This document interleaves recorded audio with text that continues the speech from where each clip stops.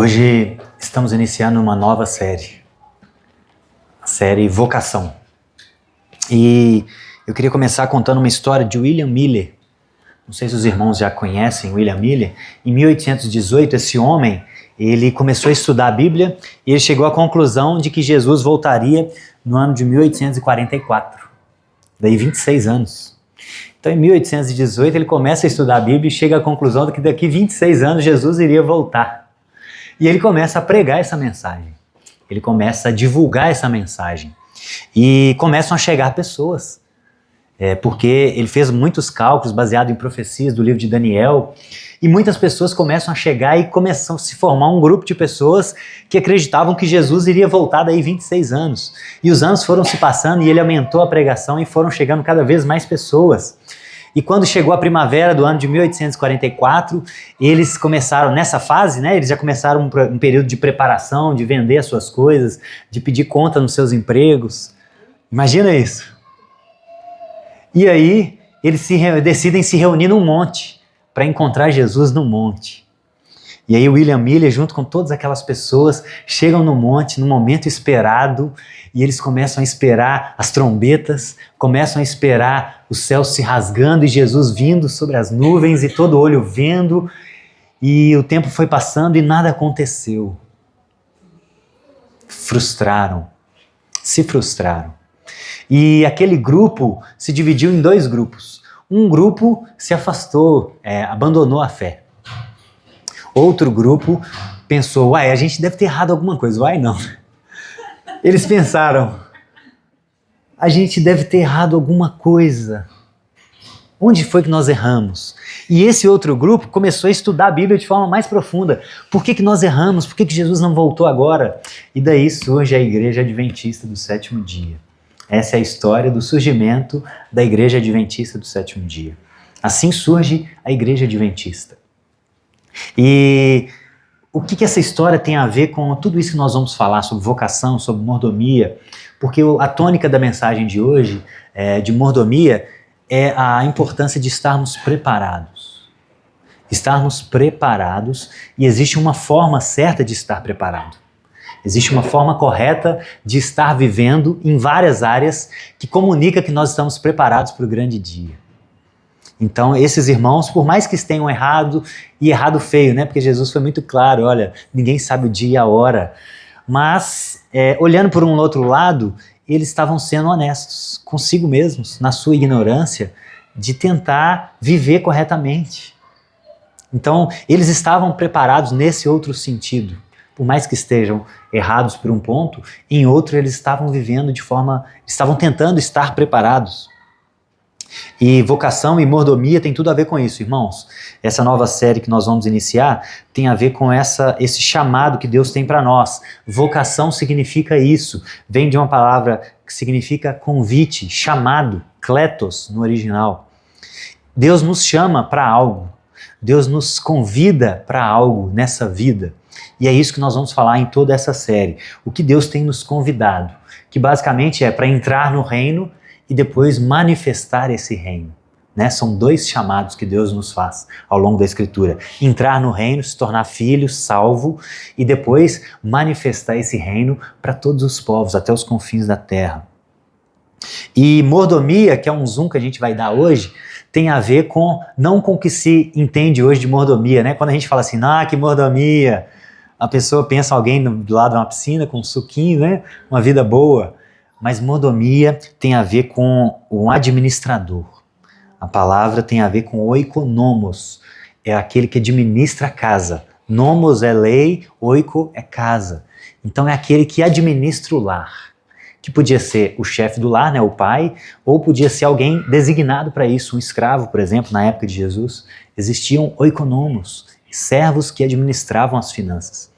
Então mordomia tem a ver com receber recursos de alguém superior e administrá-lo de forma sábia, de acordo com os princípios daquele que nos deu.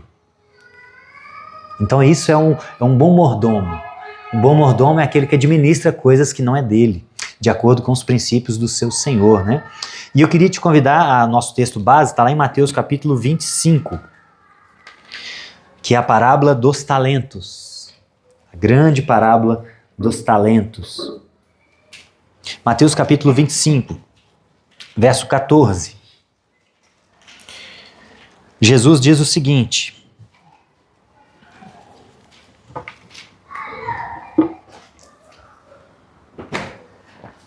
e também será como um homem que ao sair de viagem chamou seus servos e lhes confiou seus bens. A um deu 5 talentos, a outro 2 e a outro 1, cada um de acordo com a sua capacidade.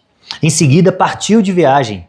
O que havia recebido 5 saiu imediatamente e aplicou o dinheiro e ganhou mais 5. Também o que tinha 2 talentos ganhou mais 2, mas o que tinha recebido 1 saiu, cavou um buraco no chão e escondeu o dinheiro do seu senhor. Depois de muito tempo, o senhor daqueles servos voltou e acertou as contas com eles. O que tinha recebido 5 trouxe os outros 5 e disse: Senhor, o Senhor me confiou 5 talentos, veja, eu ganhei mais 5. E o Senhor respondeu: muito bem, servo bom e fiel. Você foi fiel no pouco, eu o porei sobre muito. Venha e participe da alegria do seu Senhor. Veio também o que tinha recebido 2 e disse: Senhor, o Senhor me confiou 2 e eu ganhei mais 2. E o Senhor respondeu: muito bem, servo bom e fiel. Você foi fiel no pouco e eu o porei sobre muito. Venha e participe da alegria do seu Senhor. Por fim, veio o que tinha recebido 1 talento e disse: eu sabia que o Senhor é um homem severo, que colhe onde não planta e que junta onde não semeia. Por isso eu tive medo, eu escondi o talento no chão. Veja, aqui está o que lhe pertence. E o Senhor respondeu: servo mau e negligente. Você sabia que eu colho onde não planto e junto onde não semeei? Você deveria ter confiado o meu dinheiro aos banqueiros para que quando eu voltasse, o recebesse com juros de volta. Tirem o talento dele e entreguem ao que tem 10. Então, pois a quem tem mais será dado e terá em grande quantidade, mas a quem não tem, até o que lhe tem lhe será tirado. E lancem fora o servo inútil nas trevas, onde haverá choro e ranger de dentes. Irmãos, essa é uma das maiores parábolas que Jesus conta na sua trajetória, né, na sua vida ministerial, e ela é muito forte. Ela traz elementos da cultura comum, que é multiplicação de recursos, banco, negócios. Né? Jesus utiliza de parábolas com essa finalidade, para facilitar o seu ensino para aqueles que estão atentos, para aqueles que têm um coração aberto. Para aqueles duros de coração, a intenção era dificultar mais ainda, para que eles não ouvissem, né, como Jesus citou em Mateus 13, e não entendessem. Era uma forma de juízo para eles. Os puros, os que estão disponíveis, era uma forma de facilitar o entendimento. E essa parábola tem um contexto muito interessante, porque no capítulo 24, Jesus dá o seu sermão escatológico, ele começa a falar dos sinais dos fins dos tempos. E ele começa a falar, olha, vai haver rumores de guerras, mas não se preocupem, esse é o início das dores. E ele fala várias coisas, haverá a desolação, a grande tribulação, o abominável da desolação, né, que é o anticristo. E Jesus, durante todo o capítulo 24, começa a falar dos sinais da sua vinda. E aí ele começa a proferir mais 3 parábolas antes dos talentos. E a primeira dessas parábolas é a parábola da figueira. A segunda é a parábola do servo infiel. E a terceira, a parábola das 10 virgens. Então, Jesus está falando da volta dele, do final dos fins dos tempos, e ele começa a trazer algumas parábolas para ilustrar esse contexto de como a gente deve estar nesse momento de espera por ele. E as parábolas, elas trazem uma lição moral, né? No geral, quando a gente interpreta uma parábola, é isso que a gente está vendo na nossa escola, vamos ver as parábolas ainda. As parábolas, ela tem uma lição moral contextual. As parábolas não são ensinamentos ocultos que Jesus quer trazer de outras coisas que não têm conexão com o contexto imediato. Então, nesse sentido, o que Jesus quer ensinar com todas essas parábolas? Estejam preparados, atentos, porque eu virei como um ladrão na noite. Eu virei a qualquer momento. Esse é o sentido geral dessas 4 parábolas. E existem alguns sentidos específicos, de algumas formas específicas, os que significa estar preparado para a volta de Jesus. E a parábola da figueira tem a ver com atenção. estar atentos aos sinais. Assim como nós vemos as flores brotando e sabemos que daqui a um tempo vai nascer um fruto, temos que estar atentos aos sinais do fim dos tempos, porque Jesus está às portas. A parábola do servo bom tem a ver com estar atento, estar sendo fiel no amor ao próximo. Não como aquele servo que achou que o Senhor não ia voltar e começou a bater nos seus servos, mas está em relação às relações humanas. Estarmos preparados com bons relacionamentos, em amor ao próximo. A parábola das 10 virgens fala de prudência, de estarmos, de não só vivermos como se não houvesse amanhã. Né? Tem um filósofo, tem um poeta nos nossos dias que tem falado isso. Mas nós temos que ter prudência. Temos que pensar um pouco no amanhã também. Isso é prudência. É você pensar no amanhã e se preparar de antemão. Isso tem a ver com a volta de Jesus, inclusive. E a parábola dos talentos, que é a de hoje, tem a ver com o que fazer até Jesus voltar. Haverá um tempo. O Senhor saiu, depois de muito tempo ele volta para prestar contas. Neste meio tempo, o que nós vamos fazer? Nós vamos deixar a vida nos levar? Nos isolar? Criar uma cultura paralela? Ou nós vamos fazer alguma coisa nesse mundo? E é isso que tem a ver, e essa parábola tem a ver com frutificação. Nós temos que ser frutíferos até o Senhor voltar. E 3 pontos que eu queria trabalhar com vocês, irmãos, nessa parábola, que são fundamentais. São 3 pontos. O primeiro delas é o investimento de recursos. O Senhor investe recursos na vida de 3 servos. Então, o primeiro ponto há um investimento de recursos. E um talento, na época de Jesus, ele ficava em torno de 30 a 90 quilos de ouro. Ou seja, se formos transportar para os nossos dias, um talento significava em torno de 250 mil reais, aproximadamente. Ou seja, um deles recebeu 5 talentos, em torno de 1.300.000, 250, 1.250.000 reais. Ou seja, é algo muito valioso que o Senhor confiou na mão desses servos. Outro recebeu 500 mil, outro 250 mil. Traduzindo para os nossos dias. Ou seja, é algo muito valioso. E o que Jesus está querendo mostrar com essa parábola Deus coloca recursos nas nossas mãos, enquanto Ele está lá nos preparando o lugar, não é isso que Jesus falou? E quando Ele voltar, Ele vai nos prestar contas. É algo muito simples. E Ele confiou recursos em nós, muito valiosos. E eu acho que a tônica de todo o culto hoje casou perfeitamente com a mensagem. Por quê? Porque o que de mais valioso Deus nos confiou? Cristo. Ele é o nosso maior tesouro. Ele nos confiou um reino, inclusive, lá em Mateus 21, 43, ele diz para os religiosos, olha, o reino vai ser tirado de vocês e vai ser dado para outro povo que dê frutos dignos do reino. Ou seja, além de termos recebido o rei, que é o bem mais precioso que nós temos, nós recebemos um reino, uma mensagem salvífica. Então, nas suas mãos, você tem algo muito valioso. A começar disso, que é o Cristo, um reino. E nós temos uma responsabilidade com isso.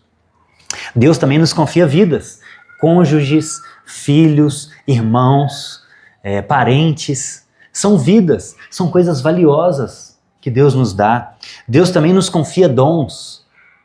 Ele levou cativo o cativeiro e distribuiu dons aos homens, diz a Escritura. Ele distribui dons para a edificação do corpo, deste mundo. Então Deus nos dá dons.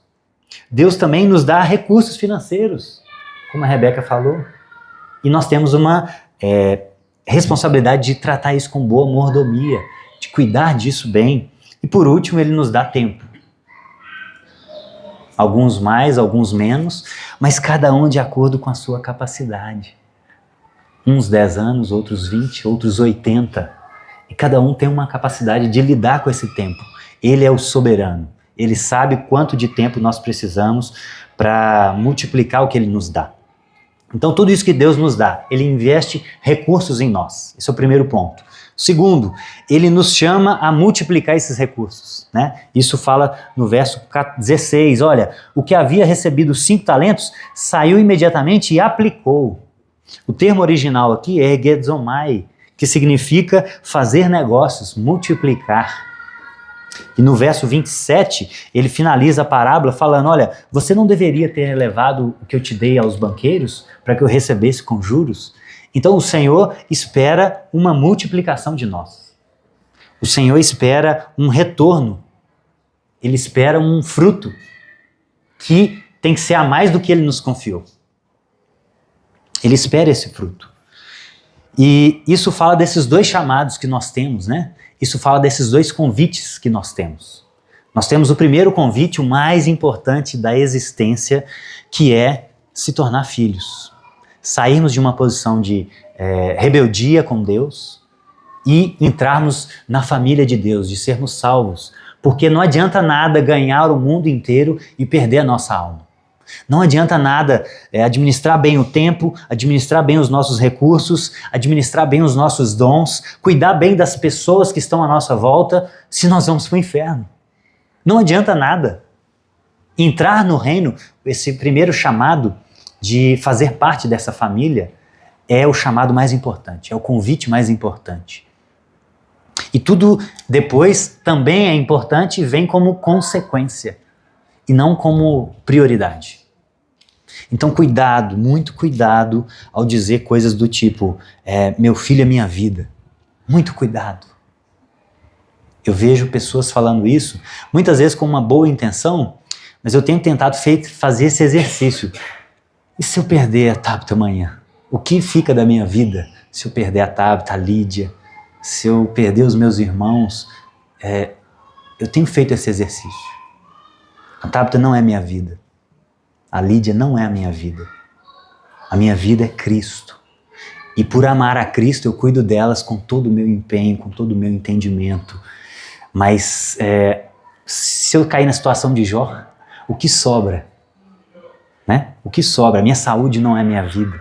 O meu corpo não é minha vida. Enfim, eu tenho feito esse exercício, irmãos.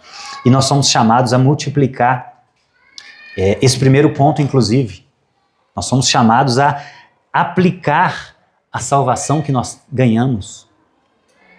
E o que é isso? O que isso fala? De repartir a vida que nós recebemos. Como tem sido a nossa vida nesse aspecto? Você recebeu algo muito valioso, a salvação eterna e merecida, puramente pela graça. O que você tem feito com esse tesouro que está nas suas mãos? Você tem repartido isso e dado vida a outras pessoas? Ou você tem enterrado essa vida? O que você tem feito com a salvação que foi confiada a ti? Isso fala de evangelismo, essa é a principal missão da igreja, ir de pregar por todo o mundo, fazer discípulos em nome do Pai, do Filho e do Espírito Santo, batizando-os. O que nós temos feito com esse tesouro da salvação? E durante o louvor eu fui levado a Colossenses capítulo 1, verso 27, onde Paulo fala assim, a ele quis Deus dar a conhecer entre os gentios a gloriosa riqueza desse mistério, que é Cristo em vocês. Olha que maravilha! Essa é a maior riqueza que nós temos, Cristo em nós. E o que nós temos feito com esse recurso? Ilimitado, insondável, que não tem preço. O que nós temos feito com isso? Nós temos enterrado esse Jesus e impedido que pessoas obtenham vida? Ou nós temos compartilhado e multiplicado isso? Essa vida. E imagine que você tem uma pote de biscoitos mágicos. E esses biscoitos, quem come ele não tem fome mais. Nunca mais tem fome. E você está passando no meio da rua e você vê muitos mendigos. E esses mendigos não têm um migalho de pão para comer, estão sedentos, estão morrendo de fome. E você passa e não distribui esse biscoito, até porque se você der um biscoito, nascem mais 2. Ele é um recurso ilimitado. Imagina uma pessoa andando com esse pote de biscoitos no meio da Praça 7 e não repartindo biscoitos. Já imaginou isso? O que a gente pensaria de uma pessoa dessa? Que insensível, que egoísta. Esses biscoitos, irmãos, é o Cristo, é a riqueza que nós temos. E Ele é ilimitado. E tem pessoas sedentas morrendo de fome e a gente não reparte isso com os outros. Assim somos nós quando não compartilhamos do Cristo que há em nós. Pessoas que não dão a vida aos outros, que recebemos de graça, por sinal. O que nós temos feito com as vidas que nos foram confiadas? Você tem investido no seu cônjuge? Você tem investido tempo nos seus filhos? Você tem cuidado dos necessitados? São vidas que Deus nos confia. O que você tem feito com os dons que Deus te deu? Você tem enterrado esses dons? Ou você tem buscado aprimorá-los para produzir cada vez mais recursos humanos, sociais, financeiros? O que você tem feito com os dons que Deus te deu? Ele não te deu um dom para ser enterrado. Ele te deu um dom para abençoar outros. O que você tem feito com o recurso financeiro que Deus te dá? O que nós temos feito com o tempo que Deus nos dá?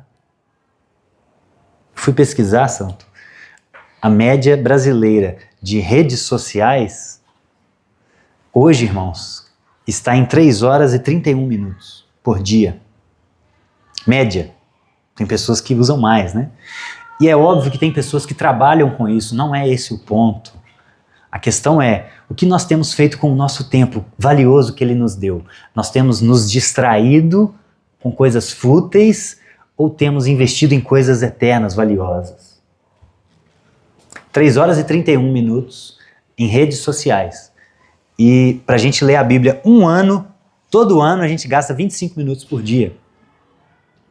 7 vezes mais os brasileiros têm gastado com redes sociais do que com a leitura da Escritura. O que nós temos feito com esse presente valioso que se chama tempo? Que nós só temos uma vida, né, irmãos? Se a gente acreditasse na reencarnação, ainda poderia justificar. Mas Hebreus 9:27 é muito claro. Está ordenado aos homens morrer uma só vez. Vindo depois, esse dia aqui, de prestação de contas, do juízo. Então nós só temos uma chance, viu? E não sabemos se temos 5, 2 ou 1, tá bom? A nossa vida, a gente pode estar no auge da nossa plenitude, mas pode ser daqui 5 minutos, pode ser daqui 1 ano. Hoje eu estou com a blusa o David me deu e o Júlio deu para o David. Essa era uma blusa do Júlio, nosso irmão. Estava aqui há 5 anos atrás. E um belo dia acidentou de moto e morreu, deixando uma filha pequena, no auge da sua carreira. Por quê? Porque ele recebeu talvez um talento. Ele tinha só 40 e poucos anos de vida. E o que nós temos feito com o nosso tempo hoje? Desperdiçado ou investido, né? E por último, irmãos, recebemos muitos recursos, somos chamados a multiplicar. E o terceiro ponto, haverá uma prestação de contas. Haverá um dia que cada um de nós enfrentará o tribunal de Cristo. E nós sentaremos diante dele, olharemos no olho dele, e ele vai pedir contas de tudo. Tudo. Cada segundo da nossa vida será prestado contas. Cada centavo, cada pessoa, cada palavra que não foi dita para trazer vida para outros será cobrada. E o que nós temos feito com isso? E alguns receberam elogio, outros receberam perda. O servo inútil recebeu perda. Alguns receberam elogios, servo bom e fiel. E independente da abrangência dos dons, né? Obviamente um Billy Graham alcançou mais vidas do que cada um de nós, do que todos nós somados. A questão não é a quantidade, porque foi dado cada um de acordo com a sua capacidade. A questão é a fidelidade. Deus não vai te cobrar 100.000 almas como Billy Graham? Não. Se ele não te deu a capacidade que Billy Graham tinha. Óbvio que não. Talvez ele vai cobrar 3, 4 vidas. O seu filho, nem o seu filho você evangelizou. Nem o seu filho você dedicou tempo para transferir vida para ele. Olha só a sua mãe, olha o seu irmão. Às vezes são poucas pessoas. Não tem a ver com abrangência, tem a ver com a fidelidade. Porque é proporcional. Deus ele é proporcional. Um médico, ele alcança muito mais pessoas, ele salva vidas. Um gari limpa o chão, mas cada um vai ser cobrado de acordo com a sua capacidade. Entende? Olha, você não limpou como deveria. Você fez de má vontade. Não tem a ver com a quantidade, com a abrangência. Tem a ver com a fidelidade. E ele usa uma linguagem de salvação e inferno, né? De perdição. Isso é o mais forte nessa parábola. O servo inútil, ele é lançado num lugar onde há ranger de dentes. E onde, em outros momentos da Escritura, a gente vê isso, irmãos. Isso é o inferno.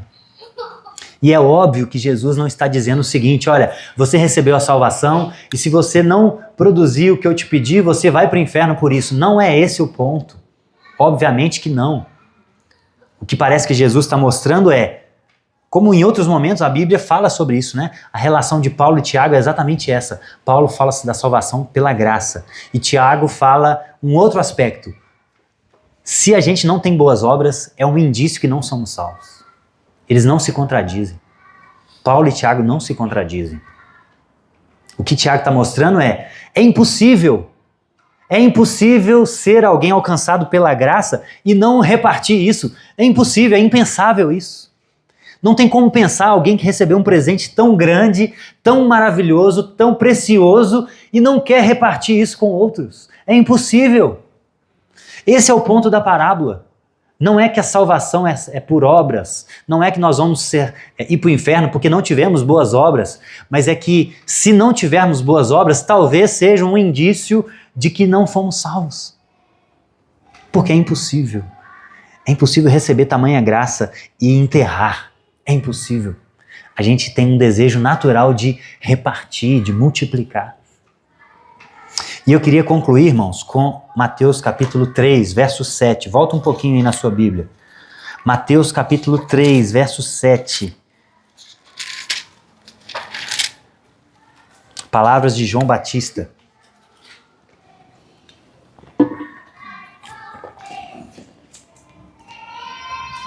Quando viu que muitos fariseus e saduceus tinham vindo para onde ele estava batizando, lhes disse, raça de víboras, quem lhes deu a ideia de fugir da ira que se aproxima?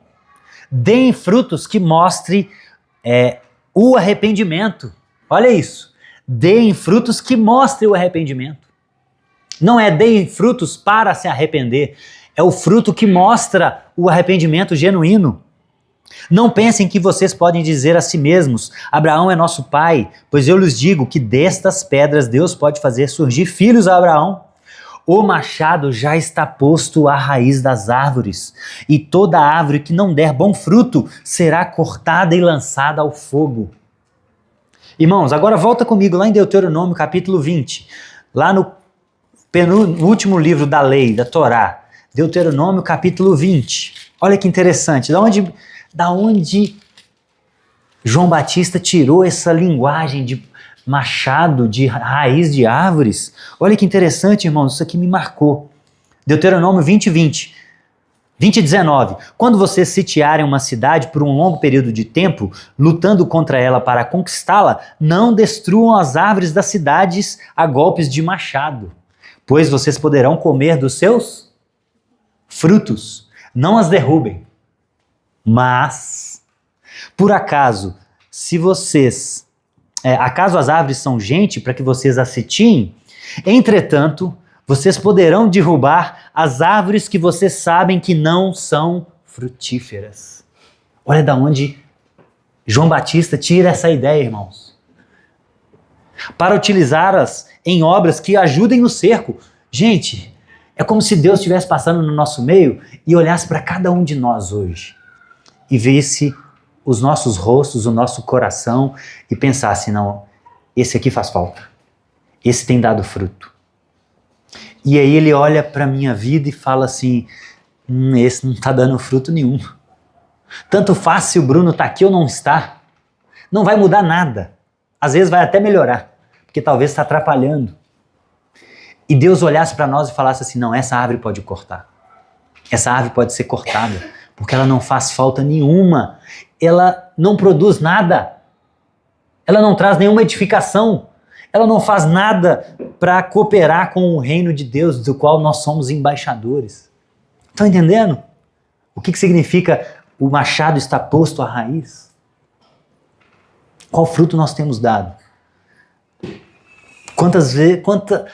Quanto tempo a gente não fala para alguém sobre Jesus de Nazaré, aquele que dá vida eterna a todo que crê, todo que se entrega, todo que o recebe? Quanto tempo, irmãos? Há quanto tempo nós temos enterrado a coisa mais valiosa que nos foi confiada, que é o Evangelho, o Rei, um reino, uma mensagem.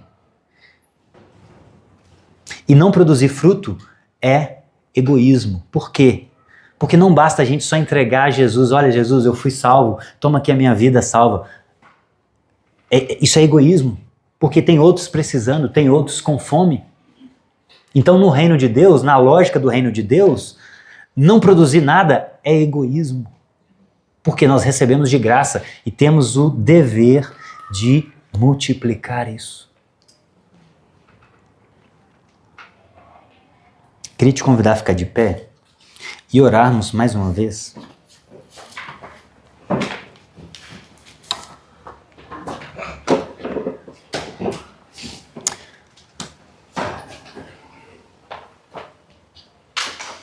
Senhor, nós já sentimos o peso do machado nos nossos pés, Pai. E essa não é uma mensagem de medo, essa não é uma mensagem de terror, porque o Senhor é um Deus que já mostrou o tamanho do seu amor por nós, porque Cristo morreu por nós quando ainda éramos pecadores. E essa é a maior prova de amor que o Senhor pode ter por alguém, é entregar a vida por quem não merece. Então livre-nos de entender essa mensagem como uma mensagem de terror, de medo, mas uma mensagem de amor, de oportunidade. Hoje o Senhor nos dá a oportunidade de começar de novo. Nós já sentimos um machado nos nossos pés, mas ainda não respiramos pela última vez. Esse é o fim da nossa linha. Mas ainda estamos vivos, Senhor. Ainda haverá uma segunda-feira para muitos de nós, para quase todos nós. E nós temos a oportunidade de começar mais uma vez. Essa é uma mensagem maravilhosa de esperança. Que maravilha, Pai. Que cuidado que o Senhor tem conosco de nos lembrar aquilo que o Senhor tem de mais valor, que é o seu Filho, que nos foi dado de presente. E que nós temos a missão, a nobre missão, como igreja, como cristãos individualmente, de repartir isso, de oferecer a outros esse maná que nós recebemos, que nos livra da fome eterna, do vazio existencial. Senhor, sonda os nossos corações. Nos ajude a nos lembrar onde nós caímos, Pai, assim como a igreja de Éfeso, lá em Apocalipse capítulo 2, onde nós caímos, Senhor. E a partir disso a gente consegue reconstruir a nossa vida com o Senhor. Nos ajude, Pai, ajude a mim, a cada um dos meus irmãos, a lembrar o quão negligente nós temos sido com o evangelismo do Senhor, que não é só ter uma vida digna, correta, isso é o primeiro passo, mas também abrir a nossa boca e declarar o Cristo que vive em nós.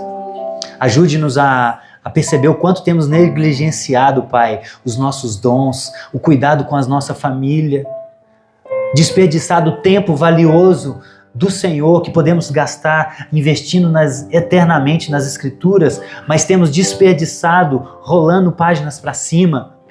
E não só desperdiçado, às vezes prejudicado a nossa vida, vendo coisas que não convêm, que não tem nada a ver com o Senhor, com os seus valores.